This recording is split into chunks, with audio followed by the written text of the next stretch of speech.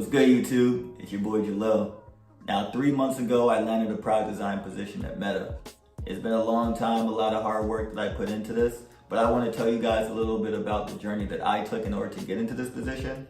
And by the end of this video, you're going to have 5 very tangible steps that you can take right now to make yourselves a very strong product design candidate for any big tech company.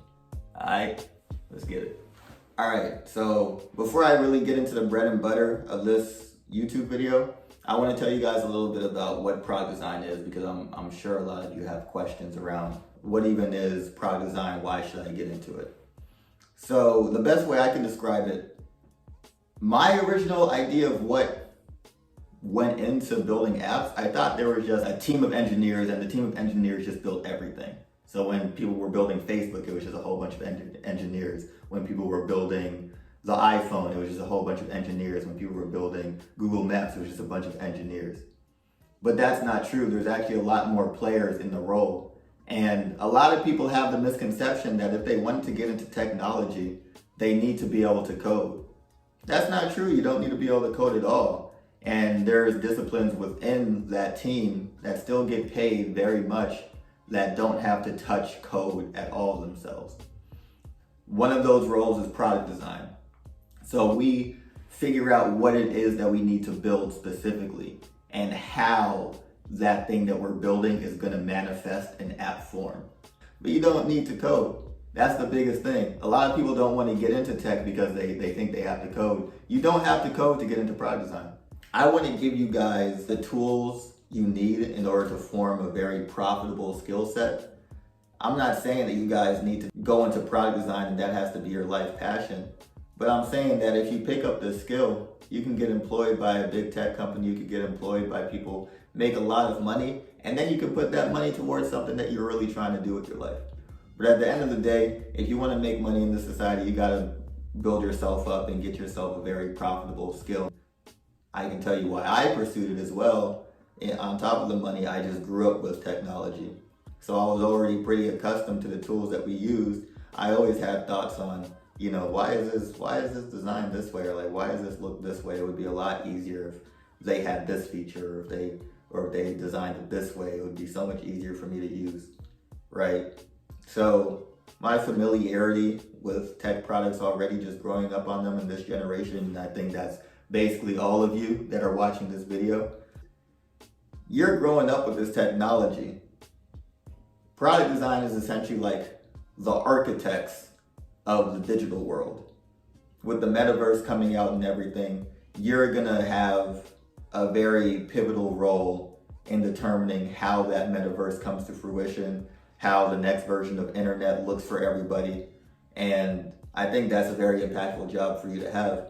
So yeah, that for me personally, that's why I got into it. And it seemed like a super, dope reason to get into product design.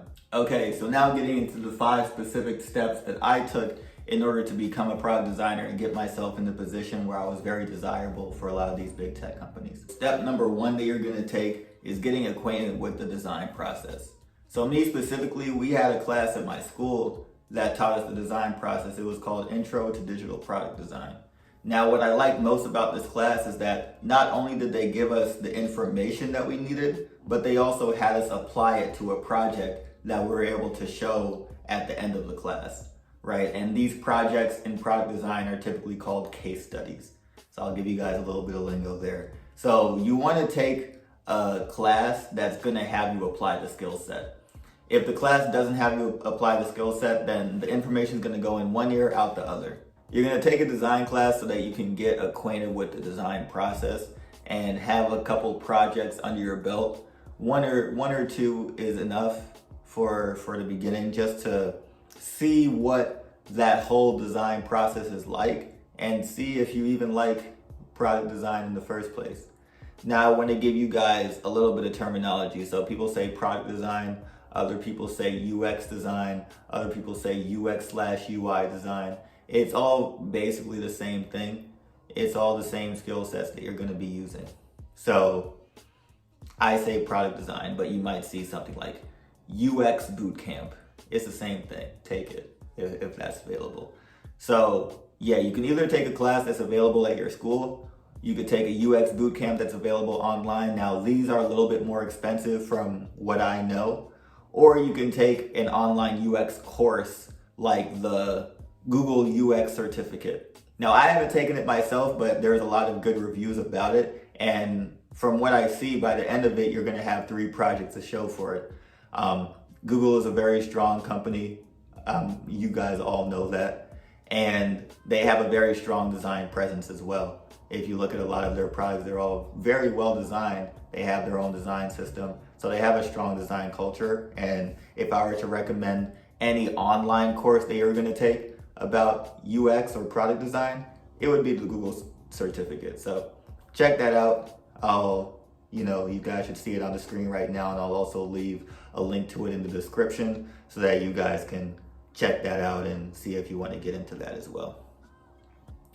Now, by the end of this, you want to start a portfolio. A portfolio is just a collection of your work that you're going to have as a designer.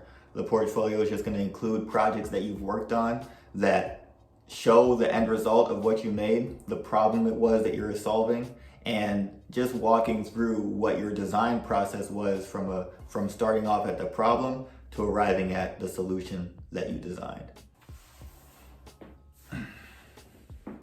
Okay, step number 2, you're gonna wanna join a Slack community of designers. You wanna join a community, but specifically a Slack community, because that gives you the most freedom to reach out to whoever it is that you wanna reach out to. Now, this is really good for networking, connecting with people that you wanna connect with, seeing different people's work, take a look at their portfolios, see their design process, and you want to find some people who can mentor you, essentially, and you can ask them questions individually. You guys can ask me questions if you want to, but I won't be as available as a mentor one-on-one that you're talking to that you actually know. So yeah, for me personally, I had my community from my class at school, Intro to Digital Product Design, and I also had a community of underrepresented minorities who were in computing.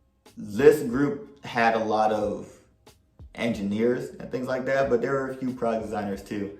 And there were people who were just in the tech space who had connections to other product designers, and that's why it was super helpful for me to be in there.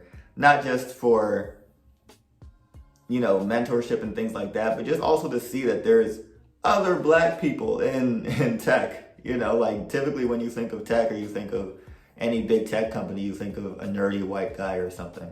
That is still the majority, but there are people that look like you too that are in these positions.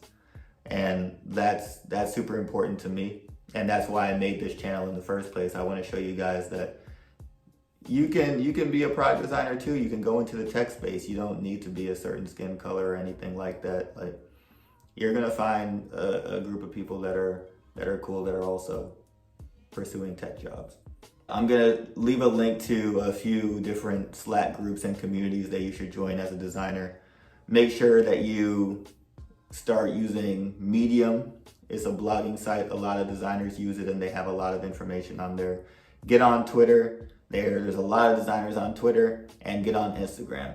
All of these places have other UX coaches, product design coaches that post game for free on there. So just get on there and check it out and see what they're saying. But yeah, join a Slack community.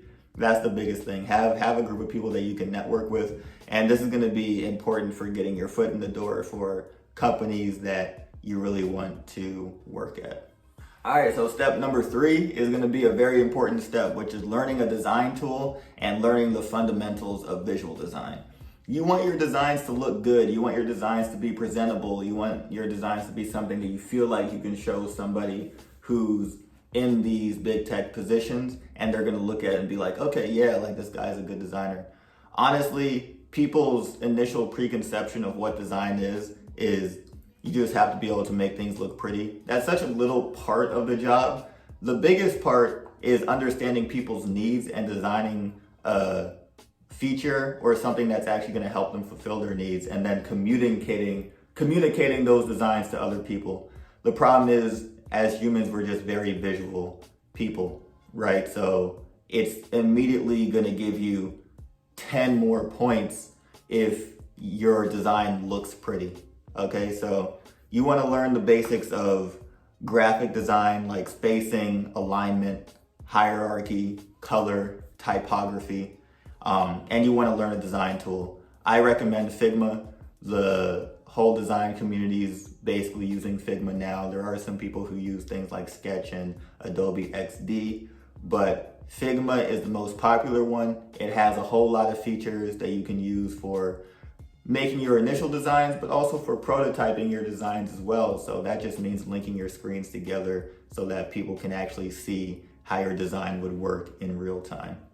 So yeah, pick up Figma, look at how other popular apps are designed, and try to recreate screens of those. There was a point in my life, last summer and the summer before, where I would just look at apps, like I'd go on YouTube and see how YouTube was designed, and then I just go on Figma and just recreate the screen using Figma.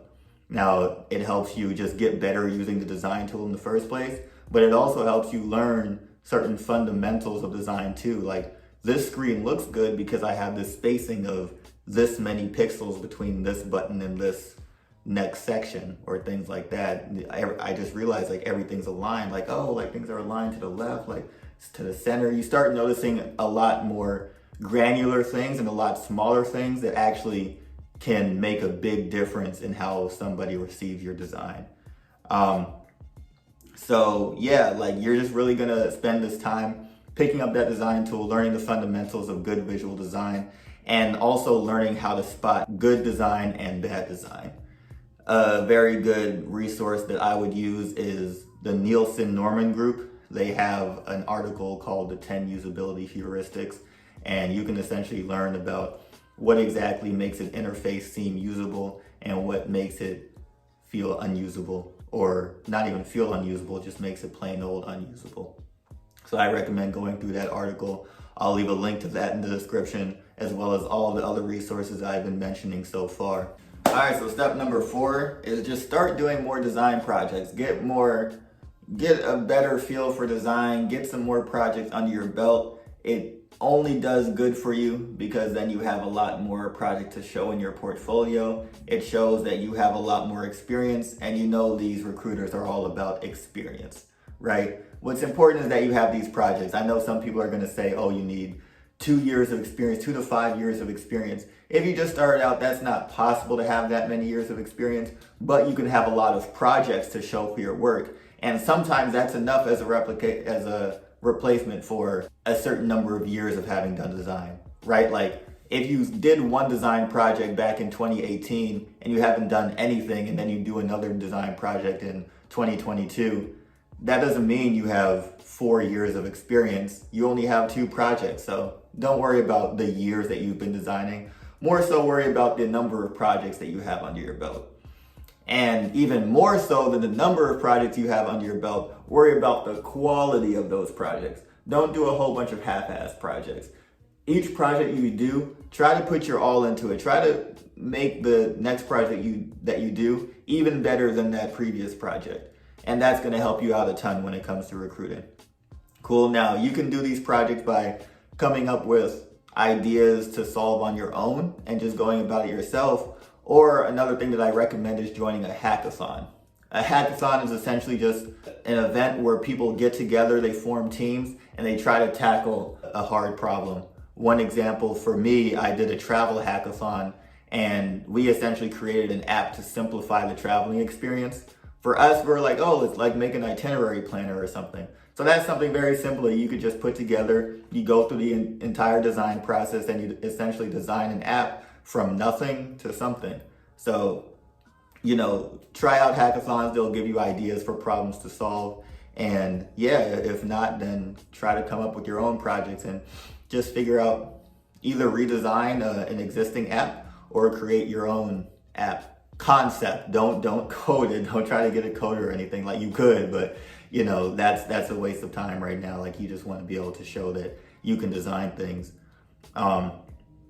Another thing that would be super helpful, and something that I did that benefited me immensely, not just as a designer, but also just as a human being, as a businessman, as an entrepreneur, is joining a startup.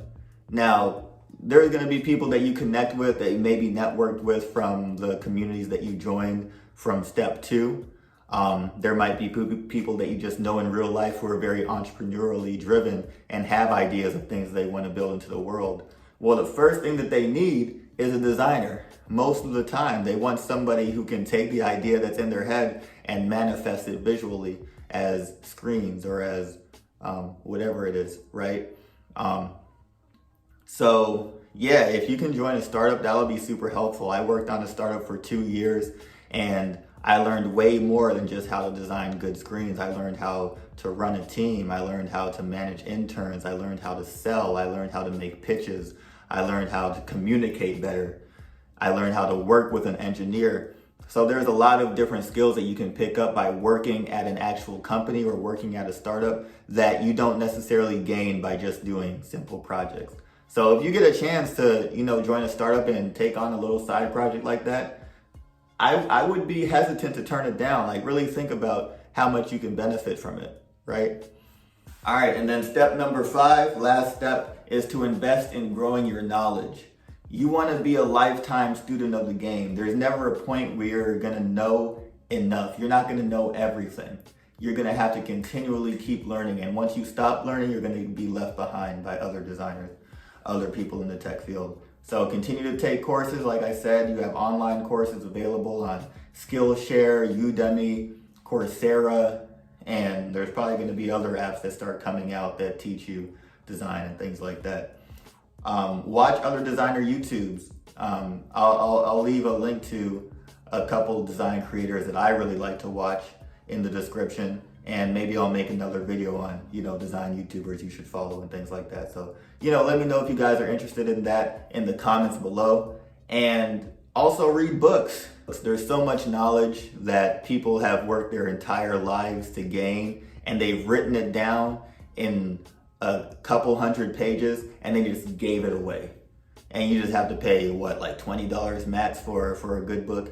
So take that knowledge and really just absorb it and, get the physical copy so that you can highlight and things like that. But buy design books.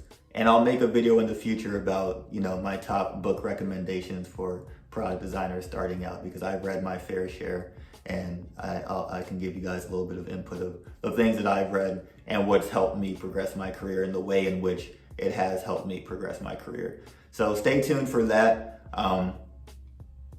And yeah, that's step 5. All right, and I'll give you guys a step 6. So you guys are saying oh, Jalil, you said only 5 steps. Listen, are you gonna complain about the 6th step? I'm giving you free game, all right? So step number 6, if you want, as a bonus, also learn HTML and CSS. So I know I said, if you're a designer, you don't have to code. That's true, you don't have to, but it is definitely a plus if you can just understand the ways in which people have to develop websites and apps and things like that, and it'll help you make your designs a lot more feasible to implement for engineers. And one thing, you can make the most extravagant designs possible, but if your engineer is going to have a hard time building that, then it's probably not going to get built, because your engineer is the one who needs to build it. It's not you who's building it, it's the engineer, right? So you want to understand the typical technical constraints that are in place when you're developing these apps. So that's why I say you should learn HTML and CSS. It's the basic language that web developers use when making the screen that they're coding. And it's not any in-depth programming. It's not anything crazy like picking up Python or Java or anything. It's a very simple language, so it wouldn't take much to pick up. I would say just take a little bit of a web development boot camp, or learn how to use Webflow, because that'll show you how to work with HTML and CSS as well in a more visual way if you don't want to, take a whole class just learning HTML and CSS. But yeah, there's a lot of resources. So, if you're interested in that, check that out. And all right, that was the video, guys. So I hope you guys enjoyed it. I gave you guys 5 steps that you need to take in order to make yourselves a very strong candidate for any design position at a big tech company, or any company for that matter. So if you liked it, please give this video a thumbs up. It would help me out a lot. Hit that subscribe button, turn on post notifications. I'll be posting every 2 weeks. Hopefully, I'm gonna try my best to stick to that. And yeah, let me know what you thought in the comments. All right, peace out.